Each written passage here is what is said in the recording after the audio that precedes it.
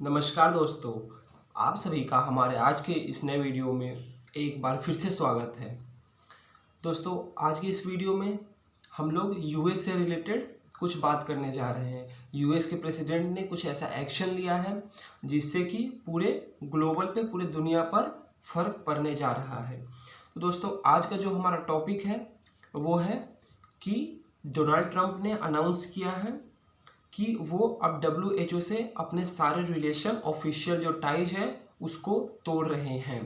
तो दोस्तों, उन्होंने जो ये स्टेप लिया है क्या सही है या क्या गलत है, तो आप भी अपना ये व्यू जो है कमेंट करके हमको बता सकते हैं कि WHO से हटना उनका सही स्टेप है या गलत स्टेप है। तो आप अपना व्यू कमेंट जरूर करें। अब दोस्तों, अगर आपको याद होगा 2017 में भी इजराइल एंड USA ने यूनेस्को से ऑफिशियल टाइज तोड़ा था और अब डोनाल्ड ट्रंप WHO से अपना ऑफिशियल टाइज उन्होंने ब्रेकअप किया है कि अब हम मिलकर कोई सा भी प्रोग्राम पे, किसी भी वैक्सीन पे, किसी भी चीज़ पे हम कोई काम साथ में नहीं करेंगे और ना ही फाइनेंशियल एड प्रोवाइड करेगा US से WHO को।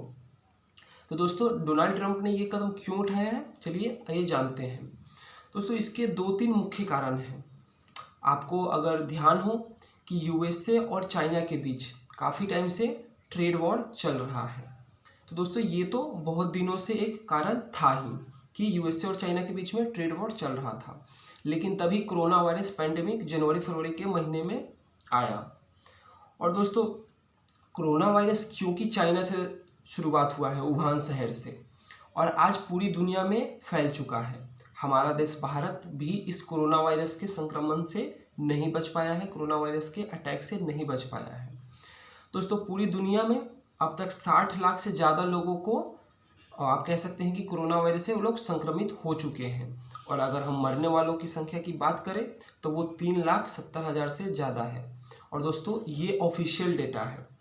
खासकर अगर हम डेथ की बात करें तो बहुत सी ऐसी कंट्री है जहाँ पे डेमोक्रेसी नहीं है, जहाँ पे मीडिया को आज़ादी नहीं है, तो जो डेथ रिपोर्टेड किए जाते हैं वो करेक्ट नहीं होते हैं। और दोस्तों, आपको ज़्यादा दूर जाने की ज़रूरत नहीं है। आप चाइना का एग्जांपल ले लीजिए, जहाँ पे आज तक किसी को पता नहीं चला है कि टोटल नंबर ऑफ केसेस कितने आए हैं।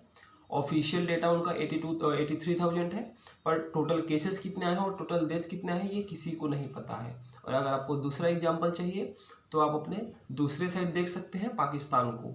वहाँ की जो मीडिया है या वहाँ की बहुत सारी एजेंसीज हैं वो ये दावा करती हैं कि जो सरकार जो नंबर्स बता रही हैं डेथ को लेकर वो काफ़ी कम है, नंबर्स इससे ज़्यादा हो सकती है। खैर छोड़िए दोस्तों, ये हमारा आज का टॉपिक नहीं है, लेकिन मैं ये बताना चाहता हूँ कि कोरोना वायरस से 3,70,000 ऑफिशियल डेथ हुई हैं, इससे कहीं ज़्यादा एक्चुअल नंबर है।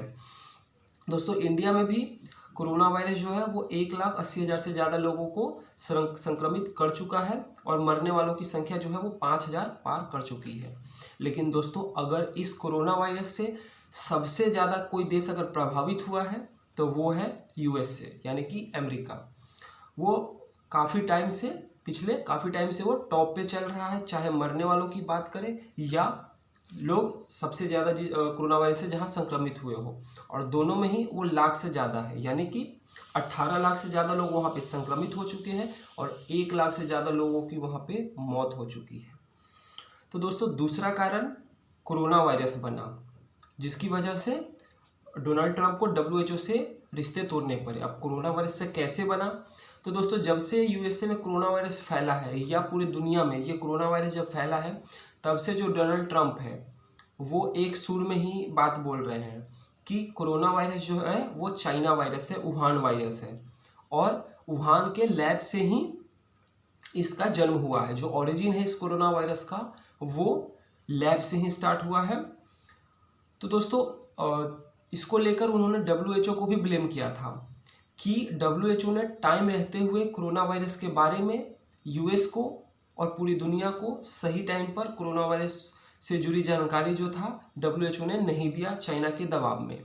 और दोस्तों, काफ़ी टाइम तक WHO सपोर्ट करता रहा चाइना को कि कोरोना वायरस जो है वो एक बायो वेपन नहीं है और ये एक लोग से पर्सन टू पर्सन इसका संक्रमण एक लोग से दूसरे लोग तक नहीं होता है। तो यानी कि WHO जो है वो मिसगाइड करता रहा लोगों को, यूएस को, इंडिया जैसे कंट्रीज को, ऐसा दावा करते हैं डोनाल्ड ट्रंप। तो दोस्तों इसके बाद उन्होंने कहा कि चाइना का यहाँ पे जो रोल है वो काफ़ी मतलब यानी कि जो WHO है वो चाइना के प्रभाव के अंडर काम कर रहा है, यानी चाइनीज इन्फ्लुएंस के अंडर काम कर रहा है। तो इन्हीं वजह से WHO से हटने का फैसला उन्होंने लिया है। लेकिन दोस्तों एक ऐसा सवाल है जो हर किसी के दिमाग में आता है, क्योंकि WHO को जो सबसे ज़्यादा फाइनेंशियली एड देता है यानी कि पैसे देता है वो है USA। तो फिर चाइना का दबदबा कैसे हो गया? क्योंकि दोस्तों आज के टाइम में चाहे किसी ऑर्गेनाइजेशन की बात करें या आप किसी सोसाइटी या कहीं की भी बात करें, जिसके पास पैसा होता है उसी का सब कुछ होता है। तो दोस्तों सबसे ज़्यादा जो फाइनेंशियली एड है वो USA प्रोवाइड करता है WHO को। लेकिन यही प्रश्न चिन्ह है कि चाइना USA से कम ही प्रोवाइड करता है एड फाइनेंशियल, लेकिन फिर भी चाइनीज इन्फ्लुएंस कैसे हो गया और US का क्यों नहीं हुआ? तो दोस्तों ये डोनाल्ड ट्रंप का जो ब्लेम लगा रहे हैं ये सवाल के सबके दिमाग में आ रहा है। अब दोस्तों उनके हटने से पूरी दुनिया को और US को क्या फ़र्क पड़ेगा? अब दोस्तों जब वो क्योंकि US जो है वो सबसे ज़्यादा पैसे प्रोवाइड करता है WHO को, तो उनके हटने से WHO की जो फंडिंग है उसमें बहुत गिरावट आएगी, यानी कि मेजर पोर्शन जो है वो USA प्रोवाइड करता है। तो जब उसका हम माइनस कर देंगे तो WHO की जो फंडिंग है वो काफ़ी छोटा दिखेगा फिर, और उतने फंडिंग से WHO के जो प्रोग्राम्स चल रहे हैं लाइक मलेरिया का प्रोग्राम अफ्रीका में और भी कई जगह अलग अलग देशों में इबोला है, जहाँ जिस वायरस से या जिस भी बीमारी से जो देश संक्रमण है वहाँ पे उसके वैक्सीन पे अलग अलग प्रोग्राम चल रहे हैं। तो उन सभी प्रोग्राम पर बुरा असर पड़ेगा USA के हटने से। और दोस्तों इसीलिए जर्मनी ने और कई देशों ने USA को इस बात के लिए क्रिटिसाइज किया है कि आपने ये सही नहीं किया है। जर्मनी ने तो यहाँ तक कहा है कि the USA split from WHO will harm the global health, यानी कि USA का WHO से रिश्ता तोड़ना ये बहुत ही बुरा असर पड़ेगा ग्लोबल हेल्थ पर। क्योंकि दोस्तों मैंने बताया कि बहुत से पैसा प्रोवाइड करता है USA, तो जिससे कि बहुत से प्रोग्राम और वैक्सीन के काम चलते रहते हैं, तो उन पे तो असर पड़ेगा, और उन पे जब असर पड़ेगा तो फिर पूरी दुनिया के हेल्थ पे, स्वास्थ्य पे तो असर पड़ना ही है। और दोस्तों जर्मनी ने ये भी सलाह दिया है USA को कि आपको WHO से हटना नहीं चाहिए था, आपको उसको रिफॉर्म करना चाहिए था, यानी कि उसके ढांचे को इस तरीके से बदलना चाहिए था कि वहाँ से जो आपको लगता है कि चाइना का जो प्रभाव बढ़ गया है उसको आप कम कर दीजिए, आप अपना प्रभाव बढ़ाइए, या फिर WHO को बैलेंस्ड करिए, यानी कि चाइनीज प्रभाव को कम कीजिए। ऐसा सलाह जर्मनी ने दिया है। लेकिन अब तो देर हो चुकी है, क्योंकि डोनाल्ड ट्रंप ने व्हाइट हाउस से तो ये अनाउंसमेंट कर चुके हैं कि वो WHO से सारे ऑफिशियल टाइज तोड़ रहे हैं। अब दोस्तों इसके बाद उन्होंने एक स्टेप और लिया है कि, और दोस्तों इस स्टेप के बारे में बताने से पहले मैं आपको ये भी बताना चाहूँगा कि उन्होंने एक ब्लेम और लगाया है चाइना के ऊपर कि चाइना जो है वो US में काफ़ी टाइम से जासूसी कर रहा है। किस बात का जासूसी कर रहा है? तो वो वहाँ के इंडस्ट्रियल सीक्रेट्स को काफ़ी लार्ज स्केल पर चुराने की कोशिश कर रहा है, और इस बात को ही लेके वो जासूसी कर रहा है। तो ये ब्लेम भी चाइना पे लगाया गया है। तो दोस्तों जो डोनाल्ड ट्रंप है वो काफ़ी ज़्यादा अभी अटैकिंग मूड में है, खासकर चाइना को लेकर। अब दोस्तों जो मैं दूसरे स्टेप की बात कर रहा था WHO से हटने के अलावा, जो दूसरा स्टेप उन्होंने मेजर स्टेप लिया है वो ये है कि उन्होंने कहा है कि जो चाइनीज स्टूडेंट्स ग्रेजुएशन करके वहाँ पर रिसर्च के लिए PhD के लिए जाते हैं USA में, तो अगर उनमें से कोई भी एक भी स्टूडेंट अगर ऐसा पाया जाता है जिसका रिलेशन डायरेक्टली और इनडायरेक्टली चाइनीज मिलिट्री से लिंक्ड मिलता है, तो उनके एंट्री को बैन कर दिया जाएगा USA में।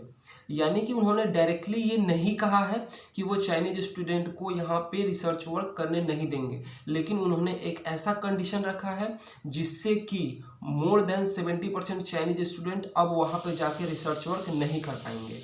ऐसा मैं इसलिए कह रहा हूँ क्योंकि चाइना में बहुत से ऐसे ग्रेजुएट स्टूडेंट होते हैं जो कुछ टाइम के लिए चाइनीज मिलिट्री में और वहाँ पे वो प्रैक्टिस किए होते हैं, चाइनीज मिलिट्री के लिए वो काम किए होते हैं, ज्वाइन किए होते हैं। तो ऐसे जितने भी स्टूडेंट होंगे उनको US से अपने कंट्री में आने से बैन करेगा। तो इनका ये दूसरा स्टेप था। अब दोस्तों जैसा कि मैं कह रहा हूँ कि WHO से वो हट गए US से, तो इससे ग्लोबल हेल्थ पे असर पड़ेगा। किस तरीके से पड़ेगा आप समझ सकते हैं। दोस्तों आज से करीब 30-35 साल पहले पोलियो एक बहुत बड़ा बीमारी था और जिसकी वजह से बहुत लोगों का मौत भी हुआ था और बहुत लोग इससे प्रभावित हुए थे।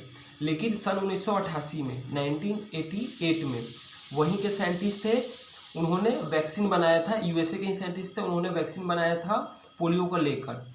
और WHO का यहाँ पे काफ़ी ज़्यादा इम्पोर्टेंट रोल था, क्योंकि WHO ने जब वो यूएसए से उनको वैक्सीन मिला तो इन्होंने वर्ल्ड वाइड एक मास आप कह सकते हैं कि कैंपेन चलाया, और जिसकी वजह से आज पूरी दुनिया जो है वो पोलियो फ्री हो चुकी है। इवन अपना देश भारत भी।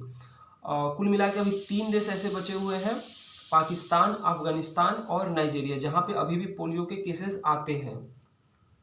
तो दोस्तों, क्योंकि वहाँ पे यूएसए ने वैक्सीन तैयार किया था, WHO को फंडिंग की थी, WHO ने काफ़ी अच्छा रोल निभाया था और वर्ल्ड वाइड कैंपेन चलाया था, जिसकी वजह से एक बीमारी को वो इस दुनिया से एराडिकेट कर दिया गया, हटा दिया गया। लेकिन अब क्योंकि यूएसए पुल आउट कर लिया है WHO से, तो इवन कोरोना वायरस या आने वाली जो दूसरी बीमारियां हैं, तो उस पर फिर जो वैक्सीन पे काम चलेगा वो काफ़ी ज़्यादा स्लो होगा, क्योंकि जब तक कोई कंट्री यूएसए की जगह नहीं ले लेता है, और यूएसए जितना प्रोवाइड करता है उतना इस पूरे वर्ल्ड में कोई उतना पैसा प्रोवाइड नहीं कर सकता है इन फ्यूचर भी WHO को। तो यूएसए के हटने से जो WHO के बहुत सारे जो प्लान थे, प्रोग्राम थे, अलग अलग वैक्सीन के काम कर रहे थे, जो मलेरिया के को लेकर अफ्रीका में जो काम कर रहे थे, उन सभी पे काफ़ी ज़्यादा बुरा असर पड़ने वाला है। और दोस्तों, साफ साफ भाषा में उन्होंने WHO को बोल दिया है कि अब हम आपके साथ किसी भी प्रोग्राम पे, किसी भी वैक्सीन पे, किसी भी कैंपेन को लेकर हम आपके साथ अब नहीं है।